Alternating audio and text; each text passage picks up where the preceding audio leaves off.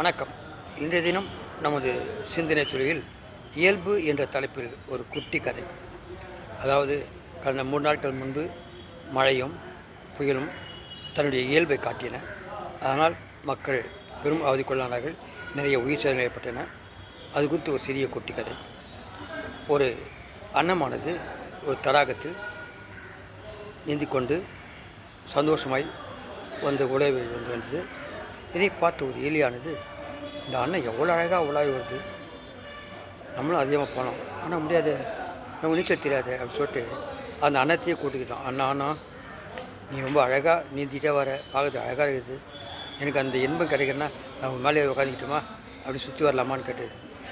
அதுக்கு அந்த அண்ணா, தாராளமாக வா, உலக வரலாம், ஆனால் ஒரு சின்ன கண்டிஷன் என்னன்னு கேட்டது எலி. ஒன்றும் இல்லை, நான் நீந்தி வரும்போது நீ உன்னுடைய கூரிய நகங்களால் என்னை இறுக பிடிக்கக்கூடாது.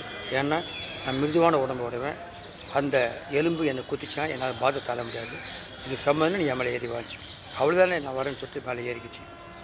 அதுக்கப்புறம் அது மேலே வந்த பிறகு அந்த அன்னமானது தடாகத்தில் நீந்திட்டே வந்துட்டு, இதை பார்த்த இந்த எலியானது தன்னையும் மறந்து அந்த அன்னத்தை தன்னுடைய கூரிய நகங்களால் இறுக பிடித்தது. அதில் வலி தாழ முடியாமல் அண்ணா எலியை பார்த்து, எலியாரே நான் என்ன சொன்னேன், என் இறுக பிடிக்குவான்னு சொன்னல, எனக்கு பாதை அதிகமாக இருக்குது அப்படின்னு சொல்லிச்சான். அண்ணா கொஞ்சம் அட்ஜஸ்ட் பண்ணிக்கோ, இது என் இயல்பு, நான் இறுக பிடிச்சா ஆகணும் அப்படின்னு கொஞ்சம் ஆணவத்தோடு சொன்ன மாதிரி தெரிஞ்சுது. அண்ணா ஓஹோ அப்படியா சரி சொல்லிட்டு நீந்திக்கிட்டே வந்துச்சான்.